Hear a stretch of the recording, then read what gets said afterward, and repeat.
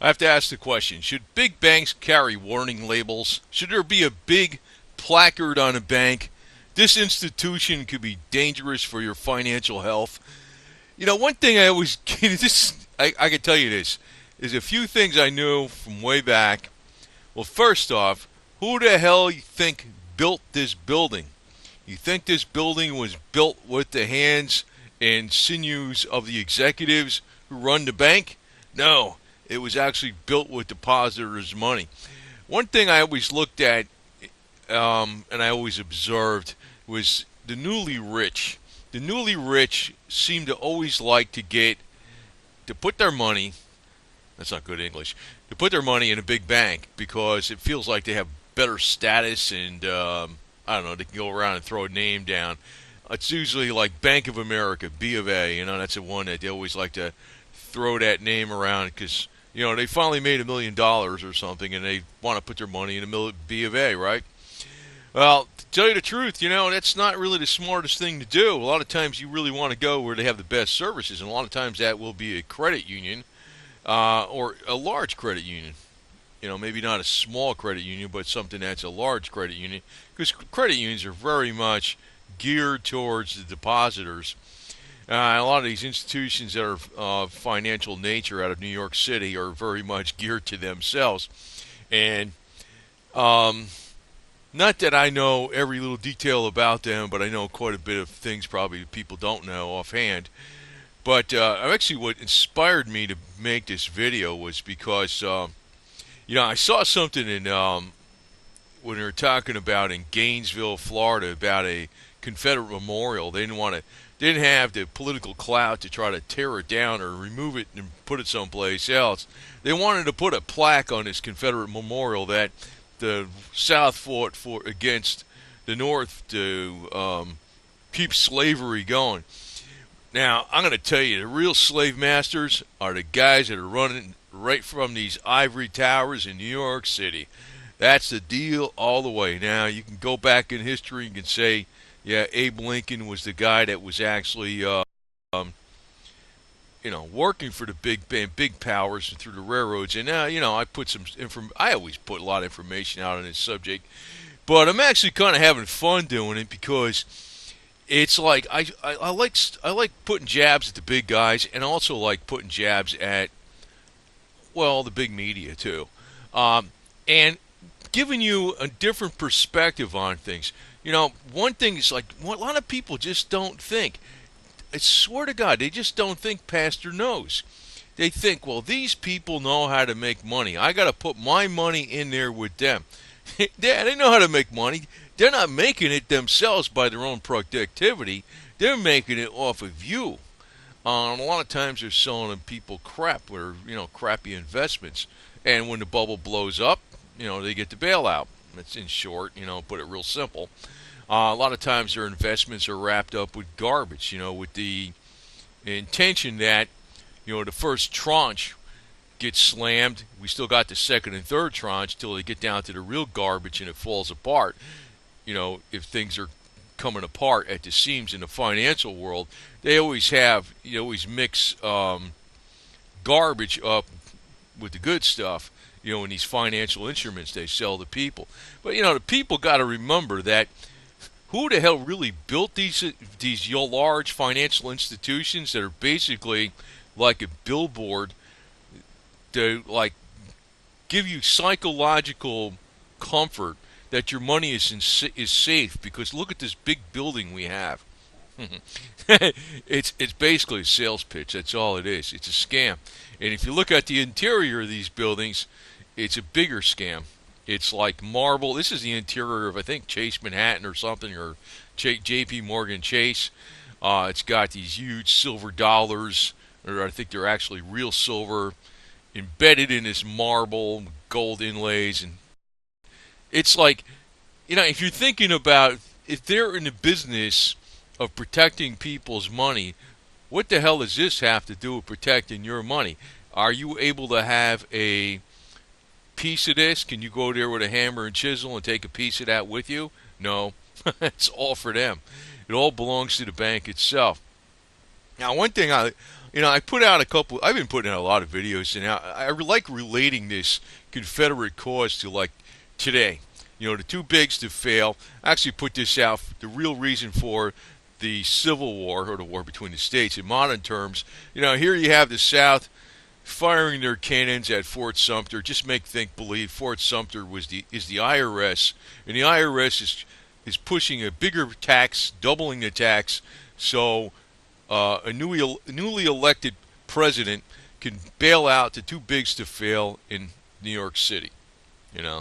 And my point on this video is, should big banks in New York have a plaque, fastened to the outside of these huge monolithic buildings, warning people, hey, this institution could be hazardous to your financial health. And that's one reason, would you be better off buying silver coins or in owning them yourself, or would it be better to feel safer that your electronic funds are being held in an institution that spent this much money on overhead to try to impress its customers? It's a waste of money. Actually, some of the people I've actually worked for that were astute in business, they avoided these type of places. Wells Fargo, place that charges you money to deposit cash in a bank. They'll charge you money. You deposit so much cash in a bank. It's not like a couple $100. If you go over a certain level, they actually charge you because they say there's a teller fee. It's like, why? And they don't give you interest. But I know the people that I worked for that were very astute in business, they avoided these type of places. They couldn't stand them. They just got arguments like crazy with them. And they knew enough because the bank is overhead. If you ever, so here we have a Confederate statue, and this is why I brought this up, because I was thinking about, they wanted to have a warning label on a Confederate statue. Now look at this Confederate statue compared to these monolithic, huge structures in New York City, and they're like getting all, the media, which is controlled by these large financial institutions. The large financial institutions are really controlling the major media. They're getting all bent out of shape about this little statue that's probably like 15 feet high, where you got skyscrapers in New York built out of marble and steel, and one little minor portion of the inside would take up tons of marble and gold inlay and other things that worth a lot of money, even other types of precious metals, that would be worth far more than the materials in this one statue. Yet, you see what I'm saying? It's almost like big Goliath is trying to knock down the David down here in the South. And when you're looking at this, they're not telling you, there's something else I want to bring up on this video, even though I was almost thinking about putting it in a separate video. But, one of the premises that that's they use in the North, that the South is all evil, was that the South fought for slavery. Now, you know what? I'm going to tell you something. Here's a little bit that you might not know. I'm going to show this link down there in the bottom. It's going to be in the information box. And this stuff it was put together by the Federal Writers Project, U.S. government, basically. It's the former slave narratives, the black slaves from the plantations. There's over 2,300 first-person accounts of slavery and 500 black and white actual photographs of former slaves. And overwhelmingly, it's like different. I mean, they might be saying the white masters took care of us because we were worth money, and that was one thing. But overwhelmingly, most often, was that the slaves had good memories of the white masters. Believe it or not. Believe it or not. So you can actually go down to this site and you can look at Georgia, South Carolina, Arkansas, whatever, whatever, Florida, Louisiana, and you can look at the slave narratives, and they also have all these different things in there that you can look up. And I'll give you a little snippet. Now, of course, I'm going to bring out something that's probably more positive than you would believe, but just to say, here's another thing. The people was good to me, it says, Actually, a lot of these are written in Ebonics, okay? Ebonics. So you got to kind of read through them a little bit. The people, in other words, the white people, was good to me. Mr. Fuller was a good man, and his wife's people were grand people, all good to their slaves. Seems like Mr. Fuller just get his slaves so they could be good to them. He made all the little colored people love him. This was a testimony of Jesse A. Butler, Charleston, South Carolina. Project number 1655 on page 3. All right, so, there's too many stories here. Lots of different stuff. Hey, you want to find out? And the other place you can find this stuff out sometimes, if you go on Ancestry.com, there's a lot of requests. None of them actually really got granted. Very few did got granted. But there was a request by the Southerners to the Washington government in, I think it was 1870s or early 1870s, to get reimbursed for all the damages done by Sherman, when he destroyed all this stuff. And, very few were actually reimbursed. But you could see a lot in those requests because they're describing, what went on. And inadvertently, they're telling you a lot about the daily, everyday life of the South. They're really requesting to get their money back. That was the main emphasis, and they didn't get their money back. But they were requesting about, was inadvertently they're explaining the situation, and inadvertently they were explaining everyday life in the South. Not that they were trying to explain everyday life in the South, but that's what you can get out of that. That's actually on Ancestry.com. A lot of that stuff is on there. Now, one thing if you ever want to know, in a major city or any city, what's the biggest power in that city, just looking for the tallest buildings. Now, if it's banks, it's banks. If it's insurance companies, it's insurance companies. Now, in smaller towns, it might be a municipal building. And, you might have a corrupt, power-hungry municipal building. Sometimes these smaller, unfortunately, sometimes it's like that in southern towns, too. South isn't all Alice in Wonderland. I'm not going to tell you that. But that's usually the biggest building tells you where the power structure is. And who pays for these biggest buildings? It's the people themselves. So, when depositors are putting, here's the Freedom Tower here, and that's another thing. I don't know if that's aptly named because I really kind of wonder what's going on here in the United States. We have lost our freedom practically, especially in New York City. God, New York City is probably one of the most heavily regulated places on the freaking earth. It's ridiculous.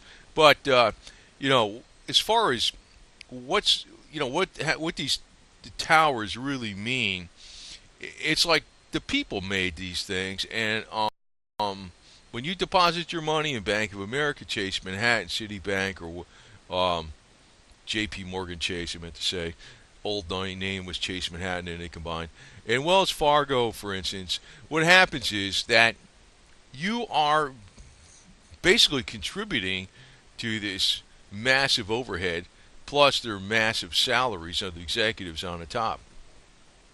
It's amazing, yeah, executives should make a lot of money, but not like 15,000 times more than a college graduate that might be working in a lower management level of one of these financial institutions, Now, I have not worked in any of these institutions themselves, but I have dealt with them through many, many, many times through entrepreneurs I've worked with, and a lot of different loan structures and projects that were going on, very complex systems actually. A lot of different companies I was doing the accounting for, and my impression always is of these biggest financial institutions, and the people that were very astute in business, and some of them weren't. Sometimes they had a lot of money and they just weren't that astute in business. But some of the best ones that had the most business sense, they avoided these type of financial institutions unless they absolutely had to through a partnership or something. Deal with them, These kind of places in New York are basically bloodsuckers. That's what it is, and that's actually how these buildings were built. And I look at, the major media. The major media is, even if you look at some of the tall buildings out there, some of the biggest leaseholders out there of these, other buildings are, like, I know the bank doesn't own this entire, store building, but they might be owning the top floor, and they might have the rights to put their name on the top of the building. But some of the largest leaseholders of some of these large skyscrapers in New York are the major media. And, when the major media has got the type of funds to, outlay for that type of office space, and that type of office space per square foot, which is astronomical, and maintain that kind of overhead, and they're worried about a little Confederate statue someplace that is actually, a fraction of 1%, a basis point of a basis point of a basis point of maybe the cost of one office suite. And they're attacking that, and they're saying that these Confederate statues need a warning label. My point is, I think these big monoliths really need a warning label. These are basically monuments to slavery right here. These monuments in New York. These skyscrapers in New York with all the financial institutions' names emblazoned across them, and the major media names emblazoned across them. These are the real monuments to slavery. And again, I want to point out, you can look at a lot of these slave narratives. They're online. There's so much, I couldn't go through all of them. I mean, you could do a word search and whatever, look for something. Look for the word Christmas. That was interesting. I looked at the word. I was doing a search for the word Christmas through some of the. When you go through these, like it has, Arkansas. You open it up, and then you can look at the image, but then there's a button on the bottom where you can PDF it, and then it comes up with this, and then you can actually download it, compress it, and all that garbage, and then you can search it. You can search it in the PDF very easily. It's actually all optically character recognized. And you say you look for the word Christmas or preacher or something, and you'll find it. You'll find a lot of different narratives that are very, very positive by the slaves, the ex-slaves, of what life was like on the plantation. In other words, during his time in the 1800s, you had the Irish and the Italian. I don't know if the Italians were coming much later, but even so, even in the 1900s, the Italians, they coming in to these big cities, and you worked in sweatshops, and you didn't own your own home. Now, the slaves didn't own their own home, but you had a single-family dwelling, and the workload wasn't as crazy as up in New York, nor was the pace as frantic. With these sweatshops. As a matter of fact, I personally, I wouldn't want to do either one, but if I had to do agriculture and I was forced to, they had a rotten choice between agriculture and working in a sweatshop and being inside with a bunch of machinery they could chop me up. I think I'd rather be doing agriculture. So, if you want to argue, if this North wants to argue that the South fought for slavery, if you really look at you look at what slavery really, really was like in the South, not what the major media says. Well, the South didn't fight for slavery. The South basically was fighting against the too bigs to fail. The South basically bombarded the main tariff collection point, Charleston, South Carolina, Fort Sumter. Think of it as the IRS. They were doubling. Say the IRS was going to double the tax and raise the tax 248%, so they can bail out the too bigs to fail. And this politician was coming in. He was representing all the big banks. Well, that's why. I really think, if anything, if you're talking about a warning label on the Confederate statue in Gainesville, they need warning labels really on these slave institutions in New York. They really do. J.P. Morgan Chase. Oh God, The big dollar sign, you know, the big dollar sign. So, and what do they really create money out of? Nothing. Oh, I should add live on here a little bit. I mean, I got involved in some really wild stuff. Probably most people that were top executives. That's why I'm not doing this stuff because I don't know. I seem to gravitate. Somehow I find things, and it's like I don't know if it's a magnetism in my DNA or whatever the hell it is. But I remember I got involved with doing accounting on private placement platforms on isotopes that were valued in the billions of dollars, and there was ways they could trade them up many times over, and it was a non-public market. So in other words, somebody was going to get ripped off, you know. And I don't want to talk about all that stuff, but I didn't get nothing out of it. I know that, but I was aware of what was going on, some of it, and it makes any conspiracy rumor you hear on the internet look tame. There's stuff out there that is beyond wild. It's amazing that they focus in on some of the smallest bullcrap there is, like in some of the things that go on. Like even Bernie Madoff was a joke compared to some of the stuff that actually really does go on in these major financial institutions. And when there's the next, I think there's going to be a major crash coming up. We've never really addressed the situation that needed to be addressed back in the last financial reset of 2008, 2009.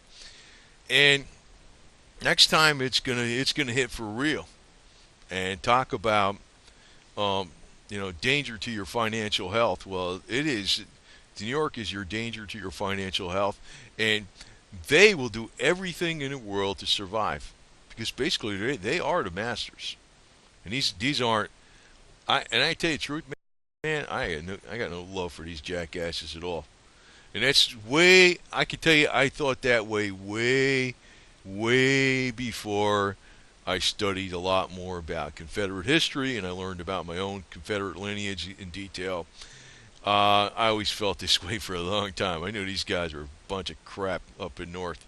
And, you know, it's amazing how the giddy minds can get so wrapped up about a Confederate statue. We're here right now in this present day.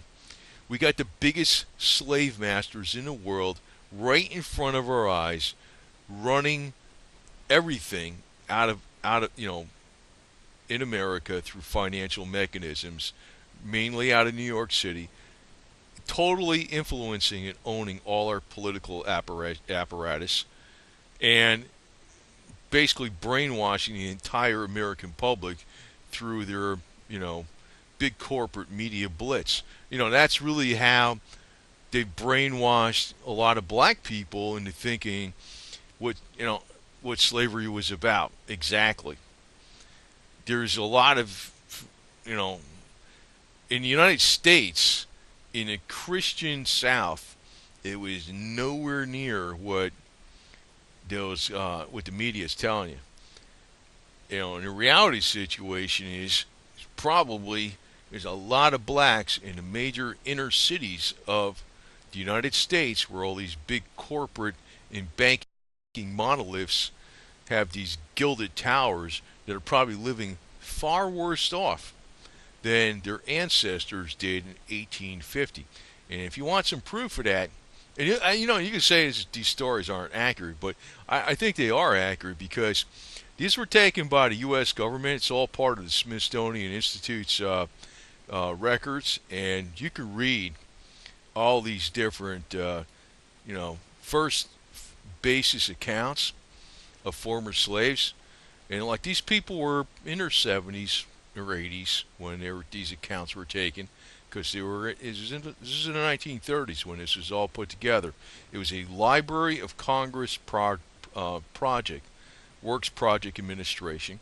It was put together by Franklin Delano Roosevelt, Democrat. He wasn't a guy that was anti-black or anything like that. He wasn't trying to make something, and it wasn't put together by some southern thing. It was put together by the Washington, D.C. government. and this was like a make work project, so some people can go to work and do this, and it was something to help employ people, So people were employed by the federal government during the Great Depression to go around and, and actually, when you're thinking about it, these accounts were taken in the 1930s, so it's far removed from the war, and actually, a lot of these people that were black, they actually had no love for the Northern Yankees that came down and destroyed the South, because not only did they know what happened during the war, but they knew what happened after the war, with Reconstruction. So I'll give you that link, and as usual, I want to give you a different perspective on things that others don't on YouTube, and also I'm giving you accurate stuff. I'm not making this up. These are facts all the way, and it's a lot of stuff to present. I can't present 2,300 narratives, but you can read them, and I'll tell you exactly where they are. And the deal is, most people that are in the quote unquote alternative media, they will not put this stuff out. And I'm not putting it out in a way that I'm trying to be all emotional and blah blah blah blah. I'm just telling you, this is what it is, man. And if you're thinking about who the hell really are the slave masters, it's these guys in New York City. But they're trying to direct your attention at some planter way back 150 years ago, and that's the problem. And this is really why a lot of people still fly that Confederate flag today, because basically it flies in the face of the big money powers in New York City and Wall Street, as it did way back when they were trying to break away from the crooked raw deal that the South had with the North for many years. But the North is always constantly, or the major media is constantly always trying to deflect attention away from itself. But I gotta leave you with this image here. This is really the crooked empire that is their masters. They try to show the best house that survived in the southern antebellum South, which is not even typical of what the main planter's house was, the white guy's house. Most of those houses that these white guys lived in way back when, that were like the main planters that owned 100 acres or something, they were just wooden frame stuff. They rotted away a long time ago. The only ones that remained are the good ones. That's another little factoid, but none of them could compare to even a tiny millimeter of space of what is going on in these financial megaliths of New York City. So anyway, just hope I presented something a little bit of a different angle, and hope you want to research some of those slave stories. They're pretty interesting. They're written in Ebonics or Ubonics or whatever. You got to kind of get through the words a little bit, but they're written by genuine people, and it was taken down. These stories were taken down from the United States government, Washington D.C., and it's all part of the Smithsonian Institute's archives. So it's not even like it's a real, genuine historical document. You'd be surprised. A lot of these slaves showed a lot of affection for their former masters. It's not Hollywood is basically lying their ass off. In other words, you didn't have to worry about paying a mortgage or some crap. You think I'm justifying slavery here, but it's like today, the big bank is like, you pay your mortgage, you didn't pay your mortgage, you're out on your ass, we don't care. You know what I mean? They got no financial interest in you whatsoever, except for you paying your mortgage, right? Or you paying your car loan, or you paying whatever you borrowed. That's why you don't borrow any money. Anyway, over and out, some food for thought, and again, another alternative perspective on things that the rest of the alternative media doesn't put out, and probably they're too afraid to put out, even if they did know it. Anyway, over and out.